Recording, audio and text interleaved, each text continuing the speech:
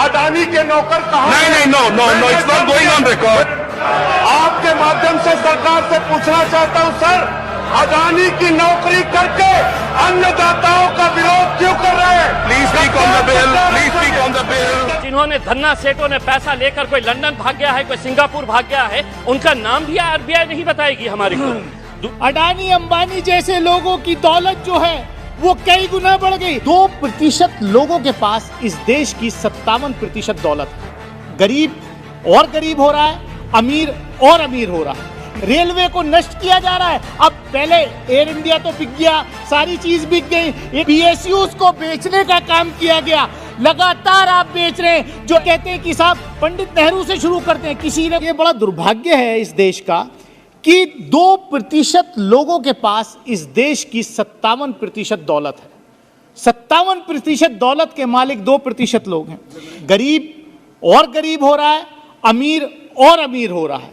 इस देश के 142 लोगों पर जो है की इनकम, कोरोना में MSME खत्म हो गई, जो छोटा दुकानदार था वो कारोबार उसका खत्म हो गया, नष्ट हो गया। लेकिन चंद लोग, अडानी अंबानी जैसे लोगों की दौलत जो है वो कई गुना बढ़ गई। देश के 142 लोगों की दौलत जो है वो 23 लाख करोड़ से बढ़कर के 56 लाख करोड़ हो गई।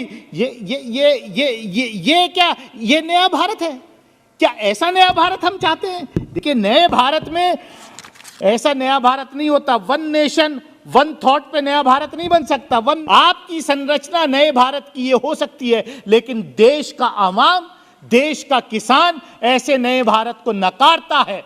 मैं कहना चाहता हूं कि देश का किसान, जिससे आपने वादा किया था कि 2022 तक आय जो है दोगुनी कर देंगे, क्या हुआ उस वादे का? हमेशा ये सरकार, अध्यक्ष महोदय, हमेशा ये सरकार अपना गोल पोस्ट चेंज करती है। आप देखिए, हर साल हर बजट में नए गोल पोस्ट चेंज करती है। रेलवे को नष्ट किया जा रहा है। अब पहले एयर इंडिया तो बिक गया, सारी चीज बिक गई। ये कहते हैं कि साहब पंडित नेहरू से शुरू करते हैं, किसी ने कुछ नहीं किया साहब।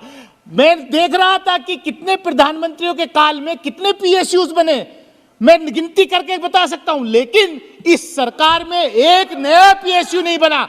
PSUs को बेचने का काम किया गया। लगातार आप बेच रहे हैं। जो SC/ST का रिजर्वेशन है उसको आप खत्म करना चाहते हैं। बाबा साहब डॉक्टर भीमराव अंबेडकर ने जो हमें संविधान में जो रिजर्वेशन के दिया उसको खत्म करना चाहते हैं। एक बात, क्या इस देश के अंदर गरीबों के लिए, मिडिल क्लास के लिए और धन्ना सेठों के लिए अलग अलग कानून है? मैं आपको बताना चाहता हूं, अगर इम्तियाज जलील 50 लाख रुपए का अगर लोन लेता है और वो लोन डिफॉल्ट करता है, तो बैंकों को यह इख्तियार है कि मेरा नाम, मेरे गारंटर का नाम, मैं जो प्रॉपर्टी मॉर्गेज कर रहा हूं उसका एडवर्टाइजमेंट अखबार के जरिए वो देकर मेरी प्रॉपर्टी सीज करते हैं और मुझे बदनाम करते हैं मैं 50 लाख रुपए का लोन लिया हूं।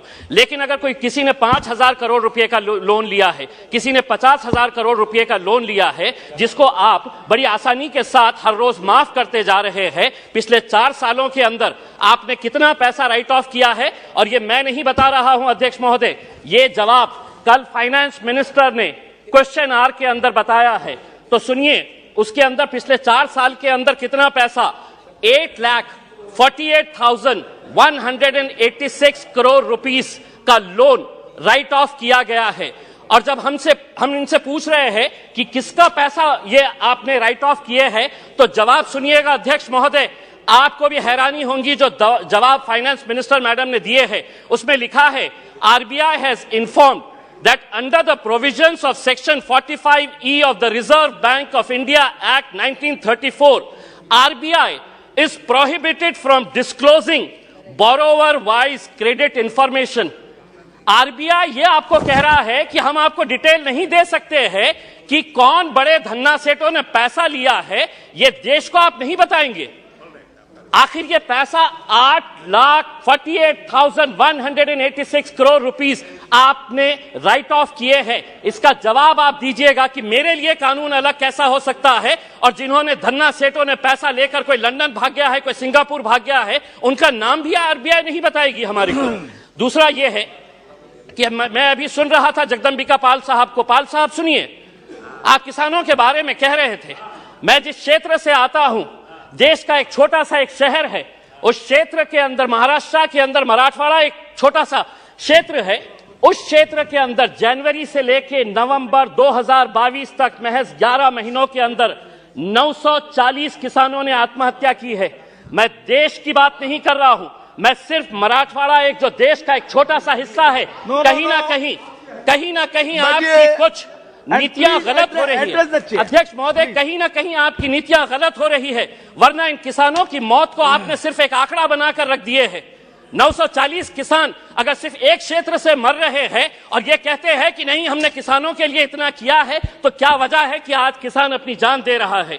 आप ये कहते हैं कि प्रधानमंत्री उज्ज्वला गैस स्कीम के अंडर में आपने 10 करोड़ लोगों को दे दिए हैं। आप ये आंकड़ा बताइए, कितने ऐसे गरीब लोग जो पहले हम भी मानते हैं, हम भी खुश हुए थे, हमने भी स्वागत किए थे कि ये लोग जब अलग अलग तरीके से गैस की जगह पहले लकड़ी के ऊपर, कोयले के ऊपर है तो अपना खाना बनाते थे, आपने गैस दिए, लेकिन कितने लोग अब दोबारा रिफिल करने के लिए जाते हैं? क्या यह सच्चाई नहीं है कि पिछले 7 सालों के अंदर, 7 साल पहले गैस के सिलेंडर का रेट 450 रुपये था, आज आपने उसको 1080 रुपये किए हैं और ये उम्मीद कर रहे हैं कि आप जितना पैसा एडवर्टाइजमेंट के ऊपर लगा रहे हैं कि प्रधानमंत्री उज्ज्वला योजना के ऊपर, वही पैसा अगर आप दे देंगे तो शायद इन गरीबों को फायदा होगा।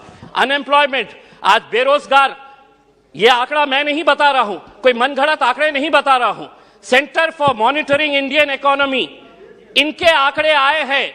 तो सुनिए फाइनेंस मिनिस्टर साहब, अनएम्प्लॉयमेंट रेट इन इंडिया अभी 8% के ऊपर आया है। 3 महीने का सबसे ज्यादा का आंकड़ा जो है वो अभी आया है।